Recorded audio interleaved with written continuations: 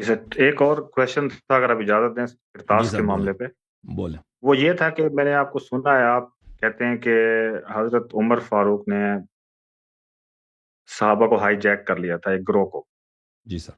تو ہمیں through out اگر ہم اس واقعے سے پہلے دیکھیں تو ایسا کردار نہیں ملتا جس میں وہ بڑے ڈومیننٹ نظر آئیں خاص حلقے میں.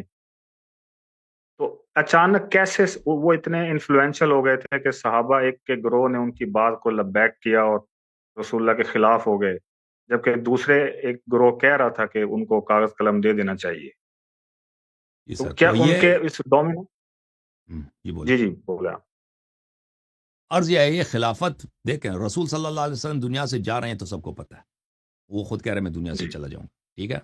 اور رسول صلی اللہ علیہ وسلم جو رولر ہیں، لیڈر ہیں، نہ صرف لیڈر ہیں، اسپریچول لیڈر ہیں، روحانی مذہبی لیڈر ہیں، بلکہ ایڈمنسٹریٹو بھی لیڈر ہیں، حکمران وقت ہیں، ٹھیک ہے نا. ان کے بعد جو بنے گا وہ امیر ہوگا. امیر سے مراد یعنی حکمران ہوگا، حاکم وقت ہوگا. تو یہ ایک ایسی جیسے ابھی ہم اور آپ ہمارے زمانے میں دیکھتے ہیں نا، حکومت کے لیے لوگ لالچی ہیں، حاکم بننے کے لیے لوگ ہر کام کرنے کے لیے تیار ہیں. تو وہ زمانہ مختلف نہیں تھا. یہ انسانیت کا، بنی آدم کا شروع سے یہی تاریخ ہے کہ لڑائیاں جو ہوئی ہیں، خونے جو بائی گئی، اسی بات پہ لکھ گئی کہ کون لیڈر بنے بھائی، کون امام بنے، ٹھیک ہے نا، کون خلیفہ بنے. اس کو نام حاکم، پریزیڈنٹ، خلیفہ، بادشاہ، جو بھی کہہ دیں. تو رسول صلی اللہ علیہ وسلم دنیا سے جا رہے ہیں، اور یہ ان لوگوں کو بخوبی پتہ ہے کہ رسول صلی اللہ علیہ وسلم بوڑھے ہیں، وہ دنیا سے انہوں نے خود خبر بھی دی ہے کہ میں دنیا سے جا رہا ہوں. اور انہوں نے اپنے بعد اپنے اہل بیت علیہ السلام کو نامنیٹ کیا، اور اپنے بعد انہوں نے بالخصوص اپنے بھائی علی علیہ السلام کو نامنیٹ کیا. اب اگر کوئی اور شخص چاہتا ہے کہ یہ کام نہ ہو، حکومت ہمیں ملے، تو لازمی بات ہے کہ اس کے لیے تیاری کرنی ہوگی نا. یہ اچانک تو نہیں ہو سکتا کہ واقع کرتاس ہی میں اچانک ایک بات ہوگی، نہیں، یہ اس کے پیچھے تیاری کی بات ہے. دیکھیں، آپ کے ہاں، آپ کے علماء کے ہاں یہ اصول جا رہے، آج سے نہیں، پرانے زمانے سے اصل جاری ہے کہ صحابہ کی کمزوری اگر کوئی حدیث ہو اس کو نقل ہی نہ کریں، نقل ہی نہ. آپ نے خود ابھی اشارہ کیا تھا نا کہ عبد الرحمن بن شعیب النسائی کا قتل کیسے ہوا تھا، کیسے اس کو مارا گیا تھا. جی اس کو اسی لیے مارا گیا تھا نا کہ اس نے کہا تھا کہ مجھے نہیں پتا کہ معاویہ کی شان میں کوئی صحیح حدیث ہے بھی کہ نہیں، ٹھیک ہے. اس نے یہ کہا تھا، اس نے اعلان کو اس کی کوئی برائی بھی بیان نہیں کیا، لیکن کیونکہ اس نے اس کی شان میں حدیث، اس کو مار مار کے قتل کیا. تو اگر کوئی ابو بکر عمر کے متعلق ایسے حدیث نقل کرے جس میں اس میں برائی موجود ہے، تو وہ مسلمانوں کے معاشرے میں نہیں رہ سکتا تھا اس زمانے میں، ٹھیک ہے نا.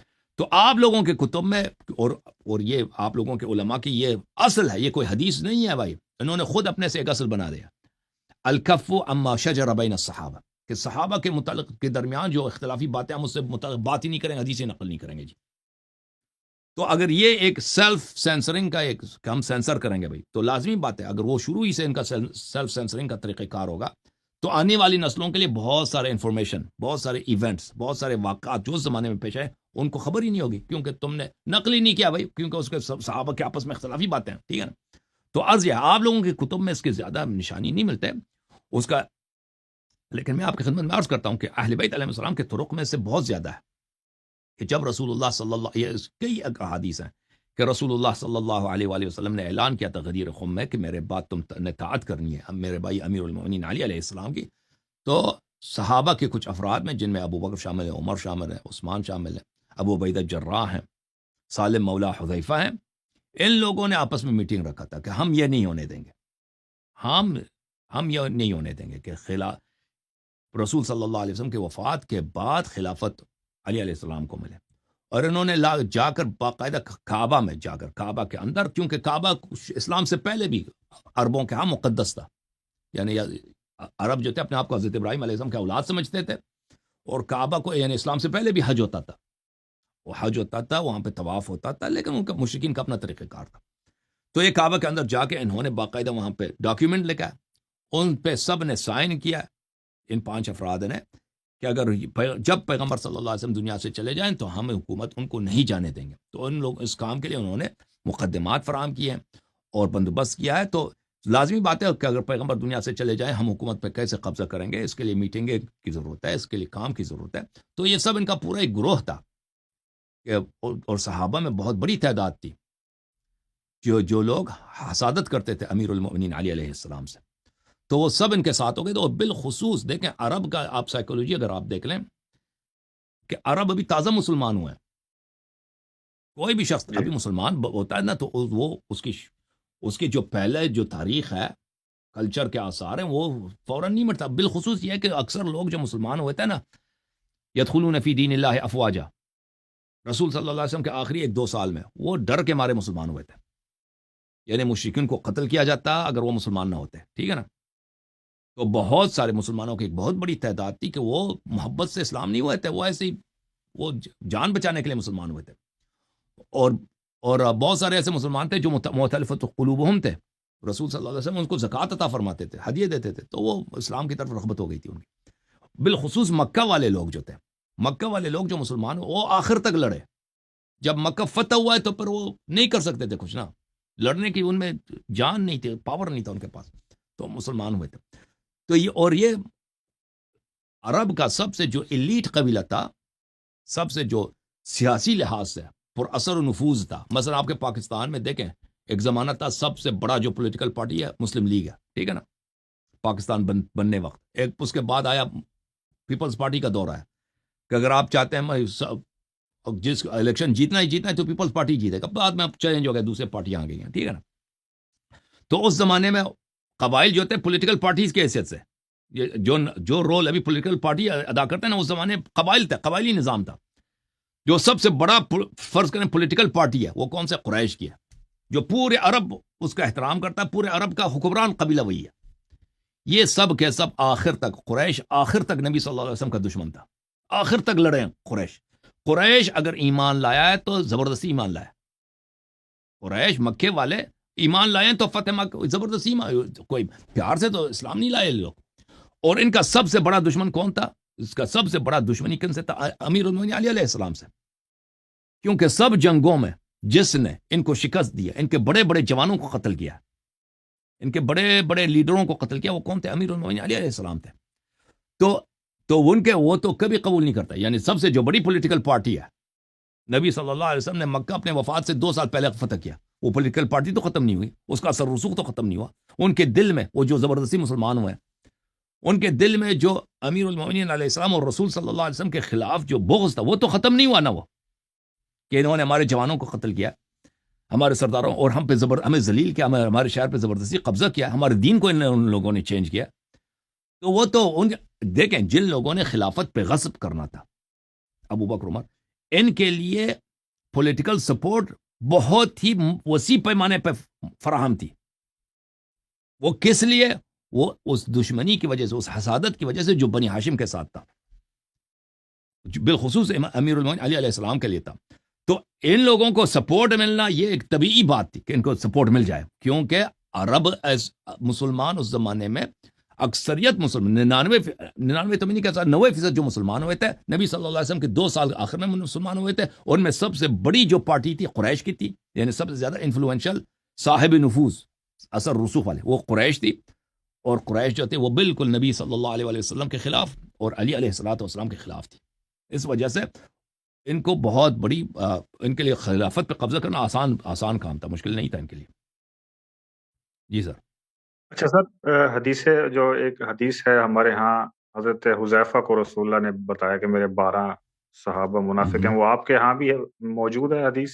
اس طرح نہیں ہے، اس طرح سے نہیں ہے. جی ہمارے آپ لوگوں کے کتب میں مشہور ہے، جی. ہمارے ہاں تو ان ہے، کے ہمارے ہاں تو بہت زیادہ ہے کہ رسول اللہ صلی اللہ علیہ وسلم نے مختلف مواقع پر ان کے صحابہ نام لے کر کے، یہ صحابہ میرے بعد یہ جو ہے فتنہ کریں گے، یہ خلافت پہ غضب کریں گے، وہ تو بہت زیادہ ہمارے ہاں. بلکہ ہمارے ہاں یہ کہ اللہ تعالیٰ نے قرآن مجید میں بہت سارے آیات نازل کیے جن سے مراد یہ غصب خلافت ہے. اور یہی اللہ تعالیٰ نے پہلے سے بتا دیا کہ بھئی یہ چیزیں رسول صلی اللہ علیہ وسلم کے بعد ہوں گے. بہت زیادہ اس کی روایت بہت زیادہ ہے، سینکڑوں کی تعداد میں. ٹھیک ہے، تھینک یو سر. جی تھینکس، اللہ آپ کو جزائے خیر دے، بہت مہربانی. میں آپ کی خدمت میں بحار الانوار کے کچھ مجلدات دکھا دیتا ہوں میرے عزیزوں. ان کا جو آخری سوال تھا میرے بھائی کا،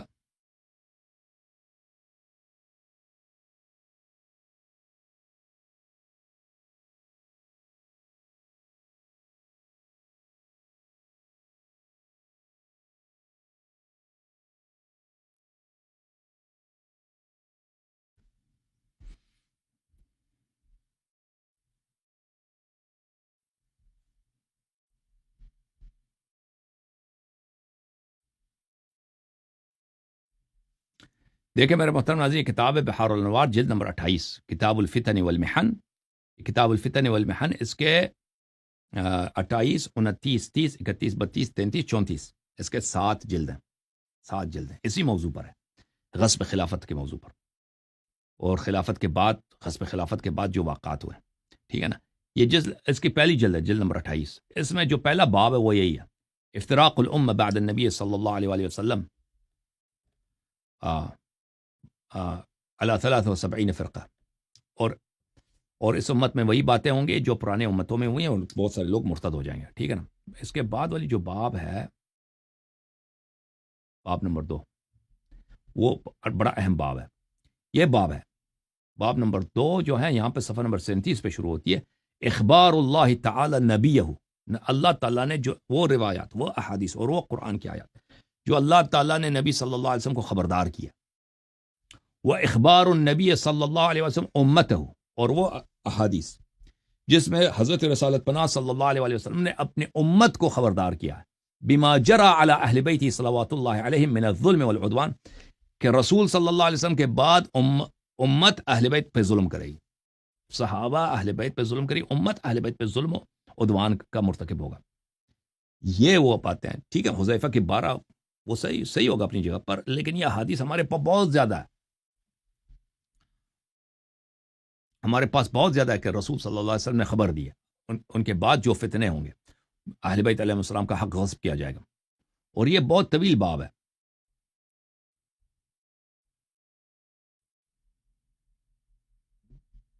اس میں روایت بہت زیادہ ہے۔